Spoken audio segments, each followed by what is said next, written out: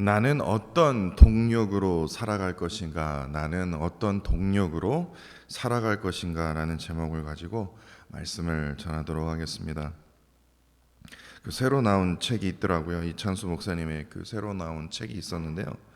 거기에 그 하나님을 의지하라는 어떤 그 부분의 그 제목의 글에서 왜 나는 왜 이 깨달음을 못 가졌을까? 되게 안타까움을 많이 느꼈던 왜 나는 왜 이런 것을 그런 인사이트를 내가 왜 그렇게 성경을 많이 읽었는데 왜 이거를 깨닫지 못했을까라는 그런 어떤 생각이 들었는데 정말 참으로 귀한 어떤 깨달음을 얻었습니다.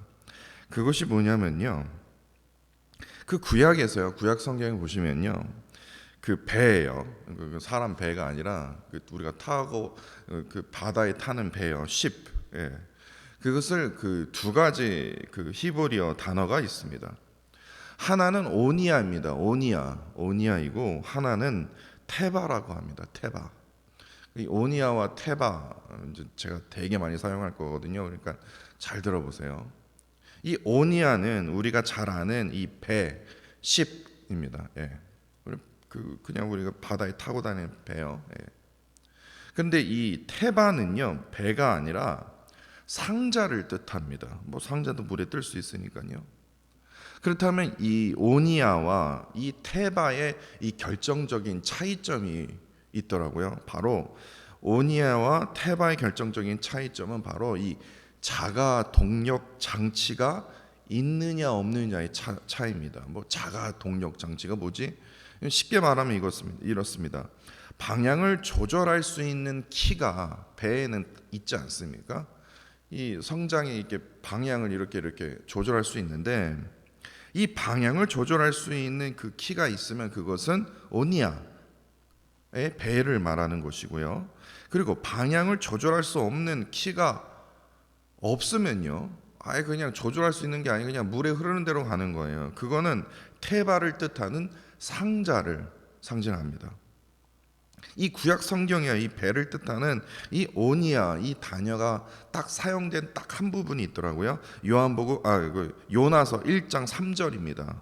요나서 1장 3절에 보시면요. 요나가 여호와의 얼굴을 피하려고 일어나 다시스로 도망하려 하여 욥바로 내려갔더니 마침 다시스로 가는 배를 만난지라. 여호와의 얼굴을 피하여 그들과 함께 다시스로 가려고 백삿을 주고 배에 올랐더라. 이 말씀이 있어요. 그러니까 요나는요 하나님의 명령에 불순종하고는 이 다시스로 가는 뭐예요? 오니아의 배에 이르게 된 것이에요. 그렇기 때문에 이 요나가 이 탔던 이 오니아의 특징이 무엇입니까? 바로 이 자가 동력 장치로 하여금 방향을 조절할 수 있는 그 키가 있었던 그 오니아의 배에 탄 것이죠. 반면 이 상자를 뜻하는 이 테바는요 구약 성경에 딱 두 번 등장을 합니다. 첫 번째로 노아와 그의 가족들이 탔던 방주입니다. 그 방주가요 오니아가 아니라 테바로 기록이 되어 있더라고요. 창세기 7장 7절입니다. 노아는 아들들과 아내와 며느리들과 함께 홍수를 피하여 방주에 들어갔고, 근데 그 방주를 바로 이 테바라는 단어를 사용했습니다. 그리고 두 번째로는 이 테바가 등장하는 두 번째는요, 이 모세의 어머니 이 요게벳이여 만든 이 갈대 상자입니다. 출애굽기 2장 3절에요 더 숨길 수 없게 되매 그 모세 아기를 위하여 갈대 상자를 가져다가 역청과 나무진을 칠하고 아기를 거기에 담아 나일강가에 갈대 사이에 두고라는 말씀이 있지 않습니까? 그러니까 지금 노아 방주, 그러니까 노아가 만든 방주 그리고 요게벳이 만든 이 갈대 상자는 어떻게 보면 사이즈로 본다면 비교할 수 없을 정도로 엄청난 차이가 있지만 그럼에도 이 노아가 만든 이 방주와 요게벳이 만든 이 갈대 상자에는요 한 가지의 공통점이 있다라는 거예요. 아주 중요한 거예요. 그것이 바로 자가 동력 장치가 없다라는 거예요. 그러니까 요나가 탔던 이 오니아의 배는 자가 동력 장치가 있기 때문에 어떻습니까? 자신이 원하는 방향으로 갈 수가 있어요. 자신의 힘으로, 자신의 경험으로, 노력으로 자신이 원하는 그 목적지를 향해서 갈 수가 있다라는 거예요. 근데 노아가 탔던 배나 노아의 가족이 탔던 배나 아기 모세가 탔던 이 테바는요, 자가 동력 작치가 없기 때문에 이게 무슨 뜻입니까? 죽든지 살든지 전적으로 누구에게 맡긴 겁니까? 하나님께 맡기면서 하나님이 원하시는 목적지로 우리를 인도해 달라는 거예요. 이게 차이라는 거예요. 이게 우리의 인생에 있어서 이게 얼마나 중요하냐면요, 나는 어떤 동력에 살고 있는가, 나는 어떠한 이 동력 장치를 가지고 있는가, 이것에 따라 나는 살고 있는가, 이거에 대한 이 질문을 깨닫는 게요, 얼마나 중요한지 모릅니다. 정말 중요해요. 요나처럼 오니아에 타는 인생은요, 늘 자신이 뭔가 해보려고 합니다. 당연하죠. 왜냐? 자신이 원하는 방향이 있기 때문에, 목적지가 있기 때문에. 그런데 문제는요, 이 오니아의 배에 타는 인생은요, 언제든 이 실패에 대한 두려움이 항상 있어요. 편안하지가 않습니다. 항상 그 실패에 대한 그 두려움 가운데 살아갈 수밖에 없어요. 이건 대박 칠 거야, 이거는 분명 성공할 거야. 근데 내 생각대로 세상은 돌아가지 않거든요. 반면 이 노아와 모세처럼, 이 아기 모세처럼 이 테바에 탔던 인생은요, 뭐 그냥 뭐 죽든지 살든지 그냥 상관이 없는 거예요. 그냥 오로지 그냥 뭐예요? 하나님의 그 손만, 하나님의 그 능력의 손만을 의지하기 때문에 이들이 실패했어도요, 이들이 넘어졌어도요, 이들이 아파도요, 어떻게 해요? 믿음 가운데 오뚜기처럼 일어나서 살게 된다는 거예요. 절대로 무너지지 않는다는 거예요. 이처럼 자기 의지대로 살아가는 인생, 그리고 하나님만을 의지하며 살아가는 그 인생은요, 이 결정적인 차이점이 있는데, 그것이 바로 이 구원의 기쁨이라는 겁니다. 구원의 기쁨이요. 세상은 그것을 전혀 몰라요. 구원의 기쁨? 이게 어떤 기쁨이야? 그러니까 자신이 자기 스스로 살릴 수 있다면서요, 자기 의지대로 살아가는 인생은요, 언제나 어떻게 합니까? 편안합니까? 태어나자마자 아기는 울어요. 왜 울까요? 뭐 숨쉬기 위해서요? 예, 그렇죠. 인생이 그런 거예요. 그냥 태어나자마자 우는 거예요. 예. 죽기까지도요, 불안해서 우는 거예요. 예. 인생은 처음부터 끝까지 우는 인생이에요. 웃는 인생이 아니라는 거예요. 불안할 수밖에 없어요. 왜냐? 자기 의지대로 살아가려고 하거든요. 내가 어떻게든 목표를 이루기 위해서, 내가 원하는 방향을 가기 위해서, 목적지를 향하기 위해서 달려가는데 그게 쉽지가 않거든요. 불안할 수밖에 없어요. 실패할 수밖에 없어요. 뭐 잠시 성공할 수 있어도 그 성공은 영원하지 않는다는 거예요.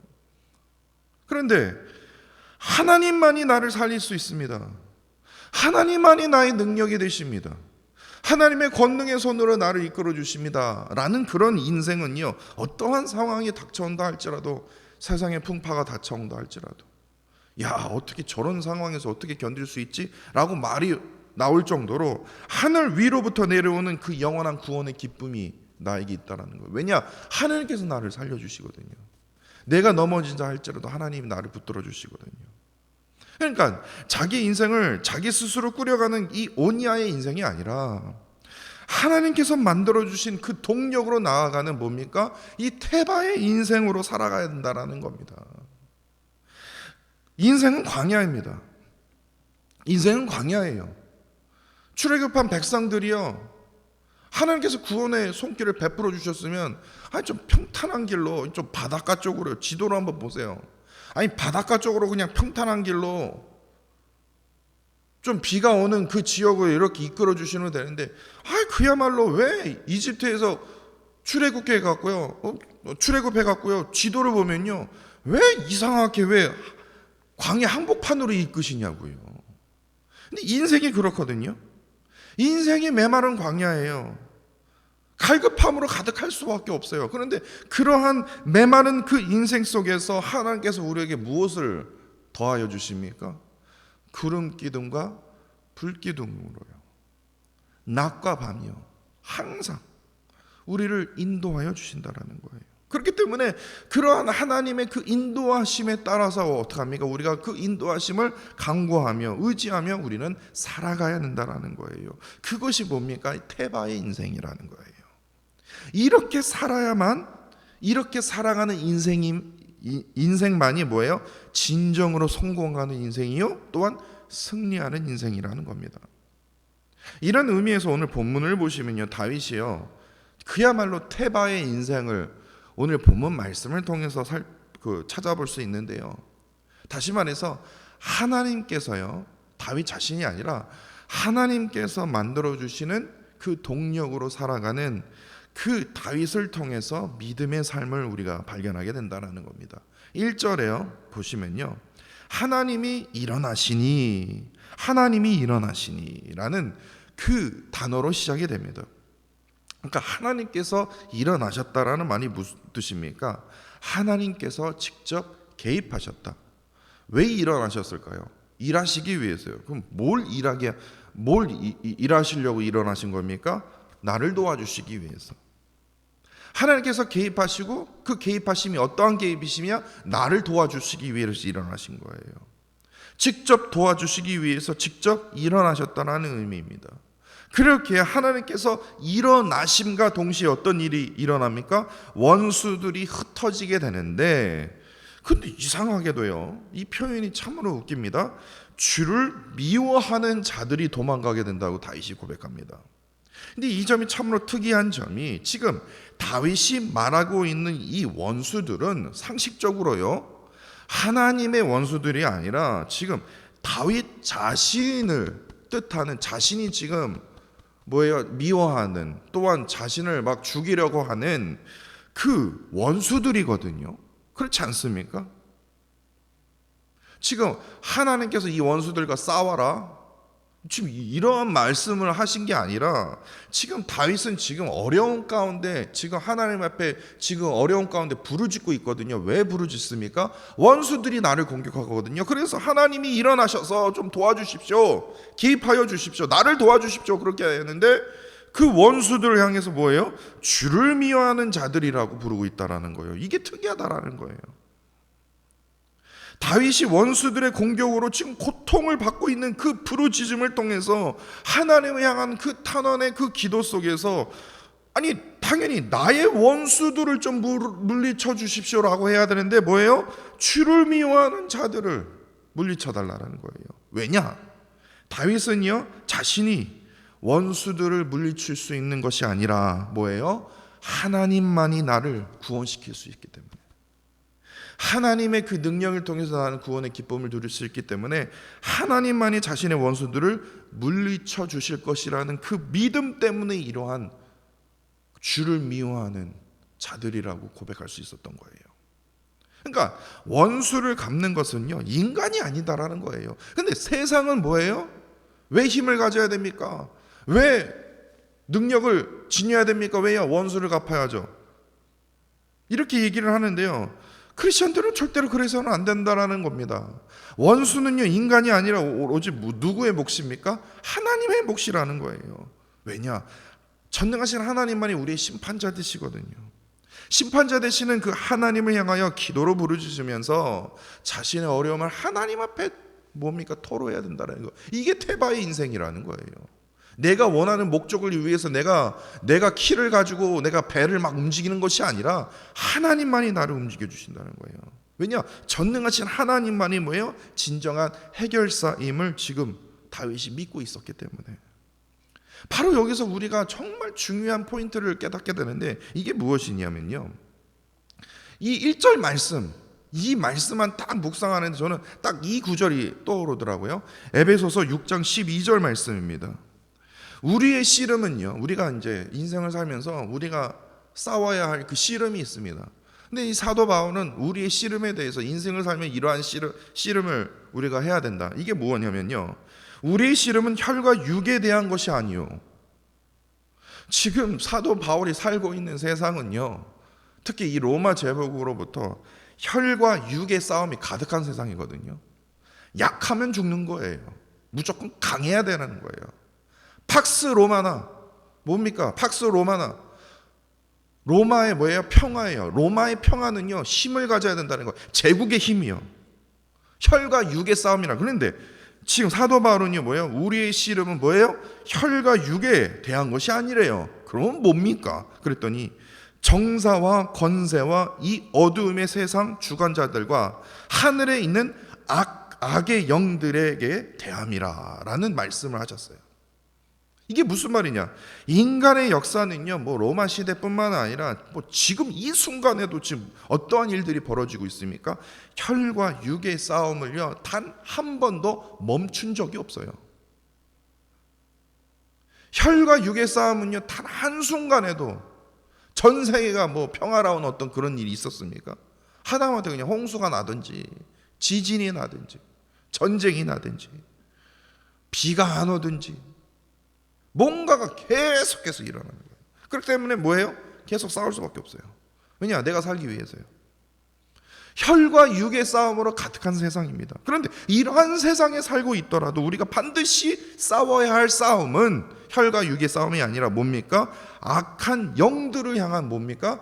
영적인 싸움이라는 거예요. 이 영적인 싸움을 우리가 지금 임해야 된다는 거예요. 그렇기 때문에 뭡니까? 새벽에 일어나야 된다는 거예요. 영적인 싸움에서는요, 우리가 이렇게 예배에 우리가 집중하지 못하면요, 기도에 집중하지 못하면요, 뭐 일 끝나고 그냥 편안하게 그냥 뭐 드리는 예배, 그럴 것 같으면 기독교가 뭐가 필요 있겠어요? 다른 종교도 그냥 믿죠. 그냥 편안하게 뭐 할 것 같으면, 저도 편안하게 하고 싶다니까요. 영적인 싸움은 편안한 싸움이 아니다라는 거예요. 나 자신을 내려놔야 되거든요. 영적인 싸움이 쉬운 게 아니에요. 다윗은요, 지금 상황이요, 혈과 육의 싸움입니다. 그렇지 않습니까? 원수들이 지금 어느 순간에 자신을 지금 죽이려고 하는 그런 상황에 지금 정말로 두려운 상황이 있어요. 그런데요, 다윗은요, 혈과 육의 싸움이 아니구나, 이거는. 왜냐? 이들은 주를 미워하는 자들이라는 거예요. 그렇기 때문에 뭡니까? 하나님을 위한 싸움이라는 거예요. 왜냐? 내 인생을 누가 지금 인도하여 주세요? 즉 하나님이 지금 인도하고 계시거든요. 나는 그냥 하나님의 그냥 이끄심에 그냥 자기는 그냥 태바의 배에 그냥 타고 있는 거예요. 그렇기 때문에 지금 원수들이 나를 공격해 온 것은 뭡니까? 지금 나의 인생을 지금 주관하여 주시는 하나님을 향해서 지금 공격하고 있는 거거든요. 그럼 그게 무슨 뜻입니까? 육과 혈의 싸움입니까? 아니거든요. 악한 영들을 위한 싸움이거든요. 영적인 싸움이거든요. 하나님께서 악한 영들을 하나님께서 직접 싸워주시겠구나, 물리쳐 주실 것이구나, 그러한 강한 믿음을 지금 다윗이 품고 이러한 고백을 하게 된 것입니다. 그런데 이 악의 영의 그 싸움은요, 정말 쉽더라고요. 2절을 보세요. 뭐 무기를 만들고 뭐 총알을 만들고 뭐 칼을 막 이거 갈고 그럴 필요가 없어요. 왜냐? 바람만 불면 금방 사라진대요. 연기와 같다라는 겁니다. 그리고 불 앞에서요, 금방 녹아질 밀이라고 하는데 이것은 양초의 뜻입니다. 양초예요, 양초. 칼 갈 필요도 없어요. 총알 만들 필요가 없다라는 거예요. 다시 말해서 힘이 들 필요가 없어요. 왜냐? 내가 싸울 게 아니라 하나님이 싸우시는데, 하나님이 딱 싸우시잖아요. 그냥 바람만 불면 그냥 연기와 같이 뭐예요? 악한 영들이 떠난다라는 거예요. 불 앞에서 그냥 스스로 녹는다라는 거예요. 그러니까 하나님 앞에서요, 이 악한 영들은요, 어떻게 돼요? 아무것도 아닌 존재라는 거예요. 그런데 인간은요, 두려운 거예요. 하나님 앞에서 아무것도 아닌 존재들인데요. 그렇기 때문에 이 테바의 인생은요, 하나님이 우리의 인생을 이렇게 인도해 주시는 그러한 삶을 살아가는 자들에게는 어떻게 해요? 이 구원자 되시는 하나님 앞에서요, 의인들은 어떻게 해요? 그냥 기뻐하고 그냥 행복하고 그냥 감사하고 이게 아니라는 거예요. 뭐예요? 뛰놀대요. 뛰놀며 기뻐하고 즐거워한다. 이거는 진짜 엄청난 즐거움이거든요. 진짜 아이처럼 즐거워한다라는 거예요. 그냥 즐거운 척하는 게 아니라 진짜예요. 너무나 감사한 마음으로 이 구원자 되시는 그 하나님의 능력을 체험하면서 뛰놀며 기뻐하고 즐거워한다라는 거예요. 왜냐? 의인은 언제나 구원의 하나님을 몸소 체험하기 때문에. 자신이 한 것은 아무것도 없거든요. 그냥 태바의 배에 그냥 탄 것뿐이에요. 근데 하나님께서 인도해 주시면서 하나님께서 역사하여 주시는데 그 악한 영들이 연기와 같고 양초와 같다라는 거예요. 그 체험으로 인해서 그 구원의 기쁨을 지금 뛰놀면서 기뻐하다라는 거예요. 반면 이 악인들은요, 구원의 기쁨을 알지 못하기 때문에 어떻게 해요? 그 존재 자체가 너무나 허무하다라는 거예요. 연기와 같고 양초와 같아서 하나님 앞에서요 영원히 사라져버린다라는 겁니다.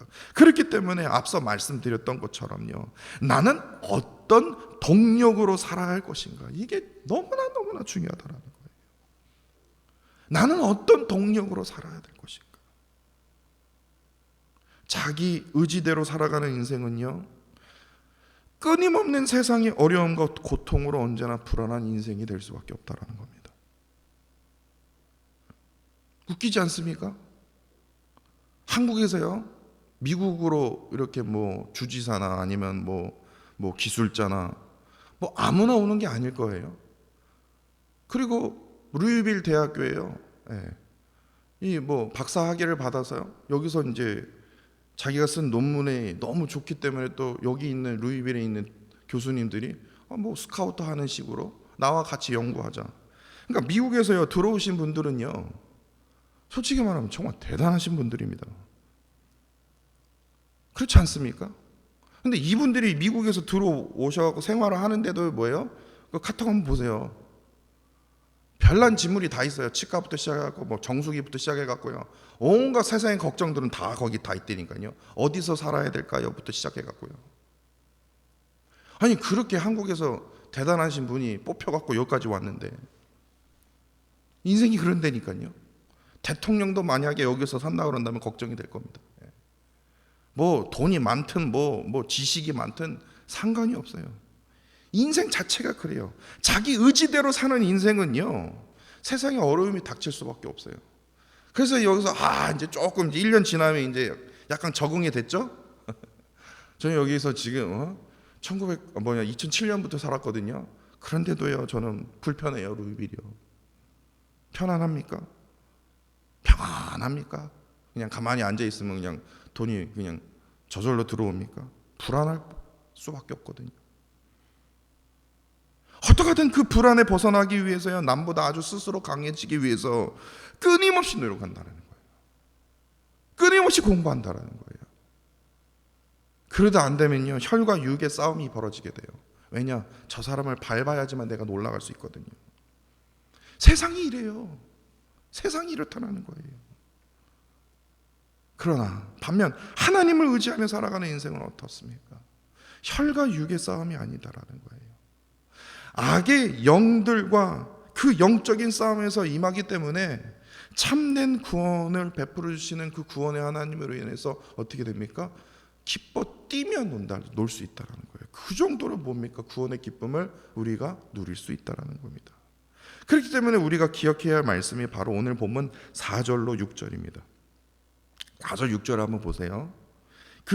우리의 인생의 어떤 그런 그 시각으로 이 4절과 6절 말씀을 보시면요, 이해가 돼요. 그러니까 우리의 인생이 뭡니까? 아무리 거칠고 메마른 광야 같은 인생일지라도, 우리의 인생이요 진짜 고아와 과부와 같이 참으로 연약한 인생일지라도, 우리의 인생이 정말 외롭고 고독한 인생일지라도 하나님을 전적으로 의지함으로 전능하신 하나님을 동력으로 삼는 인생은, 태바의 그 배에 탄 인생은 하나님께서 행하신 그 놀라운 일들에 대해서 어떻게 합니까? 뛰놀게 하시는 참된 기쁨을 누리게 하실 뿐만 아니라 영적인 아버지 하나님 우리에게 되어주셔서 우리를 언제나 안전한 길로 보호하여 주시고 우리를 늘 동행하며 주심으로 언제나 우리에게 뭡니까? 풍성한 은혜의 삶을 우리를 통해서 경험하게 하신다라는 거예요. 그렇기 때문에 오니아의 인생이 아니라 뭡니까? 태바의 인생으로 살아야 된다는 겁니다. 이게 승리하는 길이에요. 내가 지금 가진 게 다 잃은다 할지라도, 내 건강도 잃었습니다. 재산도 잃었습니다. 다 잃었어요. 그러나 그럼에도 불구하고도 내 이러한 몸을 가지고, 이러한 환경을 가지고, 이러한 배경을 가지고 태바의 배를 타면요, 180도로 하나님께서 변화시켜 주신다니까요. 욥의 인생이 바로 이랬다라는 거예요. 테바의 배로 타야 돼요. 테바의 인생이 되어야 된다는 겁니다. 다윗은 그 증거로 7절로 10절까지요, 이 출애굽의 그 역사를 행하셨던 그 구원의 하나님을 지금 찬양하고 있지 않습니까? 출애굽의 역사가 비록 아까 제가 말씀드렸듯이요, 메마른 광야를 이끄셨거든요. 분명히 메마른 광야가 아니라 정말 비옥한 땅으로 하나님께서 이끌 수도 있었거든요. 근데 이상하게도 출애굽 그 이후의 역사가, 출애굽을 했으면 비옥한 땅으로 이끌으셔야 되는데 메마른 광야를 이끄시거든요. 그런데 그 메마른 그 광야 뒤에 무엇이 숨겨져 있었습니까? 하나님께서 약속하신 가나안 땅이 숨겨져 있었거든요. 그 가나안 땅에 가기까지 뭡니까? 하나님께서 안전한 길로 인도하여 주시는 그 하나님을 찬양하게 되는데, 여기서 숨겨진 그 비밀이 있습니다. 제가 전에도 말씀을 드렸는데요, 오늘 그 지금 7절로 10절에요, 이 광야라는 단어가 나오는데요, 이 광야는 히브리어로 미드바르라고 합니다. 미드바르, 히브리어로요, 미드바르. 근데 이와 비슷한 단어가 있어요. 그 단어가 뭐냐면 다바르입니다. 그러니까 미드바르, 이건 광야예요. 근데 다바르라는 단어도 있어요. 근데 이 다바르라는 이 단어는요, 말하다라는 뜻이에요. 말의 음성을 뜻합니다. 그러니까 광야를 뜻하는 이 미드바르, 그리고 말하다라고 뜻하는 이 히브리어 다바르, 이 단어가 비슷한 이유는 이게 무슨 뜻이냐면요, 이 미드바르의 어원이 어디서부터 시작이 되면요, 다바르라는 단어로부터 시작이 됐다라는 겁니다. 왜 그랬을까요? 왜냐? 말의 음성은요, 광야로부터 시작이 된다라는 거예요. 이게 무슨 말이냐? 광야와 말의 음성에는요, 깊은 관계가 있어요.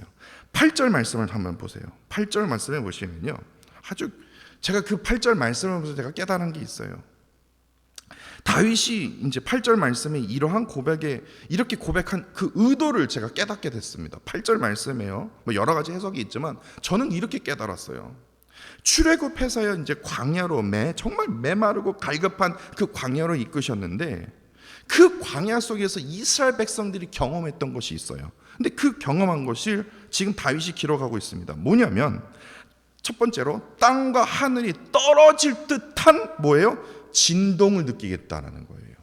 이게 어떠한 진동일까요? 광야에서요, 진짜 땅이 흔들리고 하늘이 떨어질 듯한 엄청난 진동을 느끼게 했다는 거예요. 그리고 뿐만 아니라 뭡니까? 시내산까지도 뭐예요? 진동하게 되는 경험을 하게 되었다는 거예요. 이게 무슨 뜻일까? 이게 무슨 뜻일까?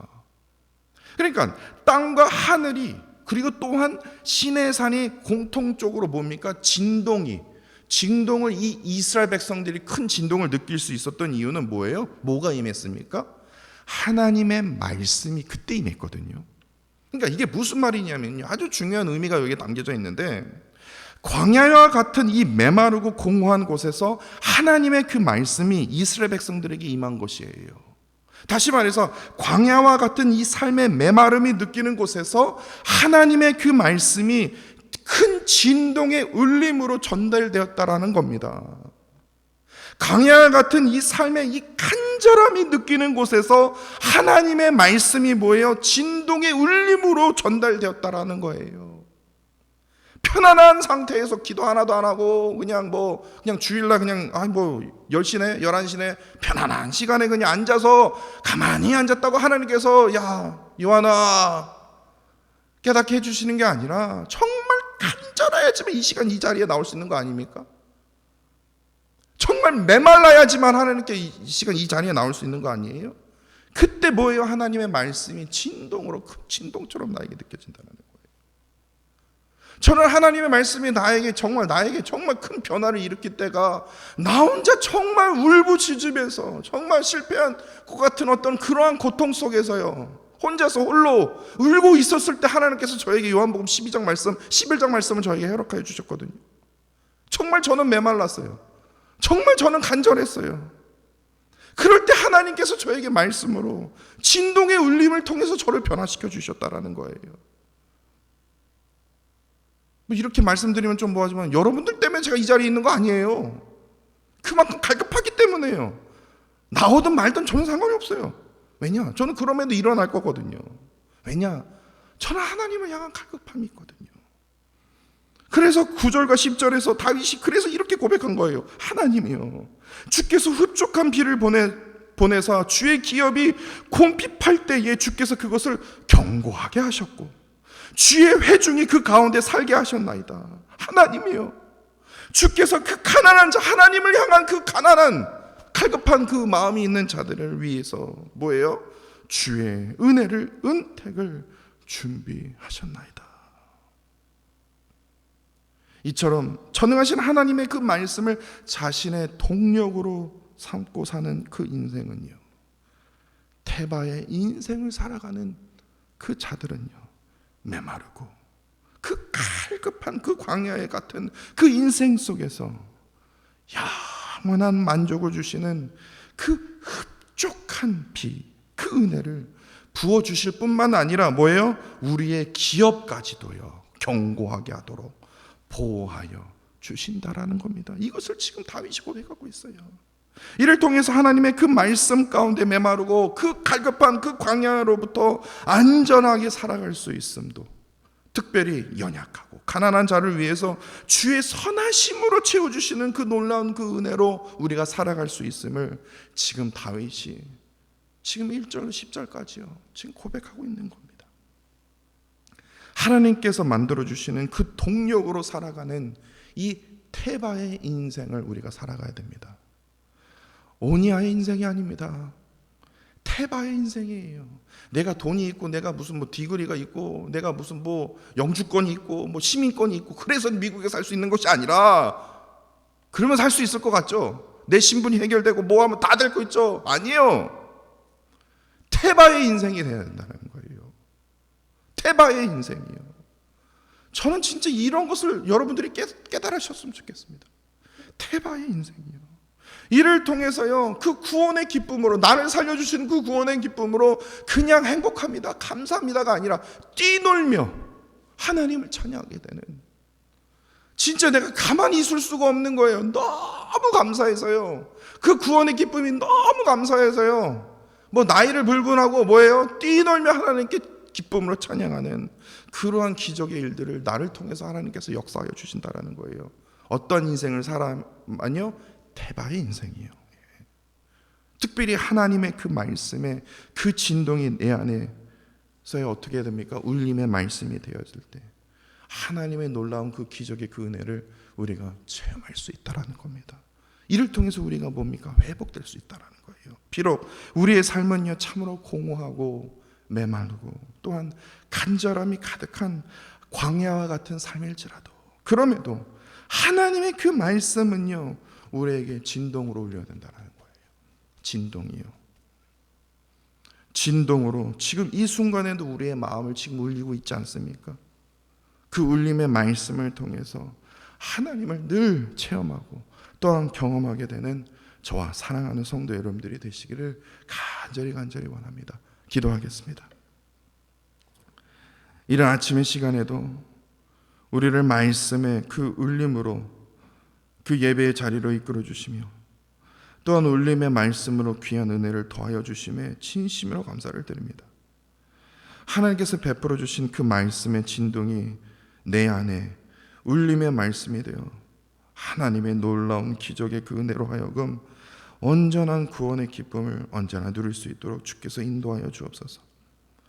비록 우리의 삶이 메마르고 공허하며 간절해도 오늘 본문의 말씀처럼 늘 흡족한 그 비의 은혜와 복으로 하나님 부어주시는 그 하나님의 놀라운 그 은혜를 항상 기억하며 살아가게 하여 주셔서 하나님의 말씀을 나의 자신의 동력으로 삼아 테바의 인생, 테바의 삶으로 날마다 하나님의 그 역사와 개입하심을 나타내는 삶이 되도록 인도하여 주옵소서. 특별히 내 안에 언제나 주를 사모하게 하여 주시고 나의 의지대로가 아닌 하나님만을 의지하며 살아가도록 주께서 인도하여 주옵소서. 주님 사랑합니다. 감사드리며 예수 그리스도의 이름으로 기도합니다. 아멘.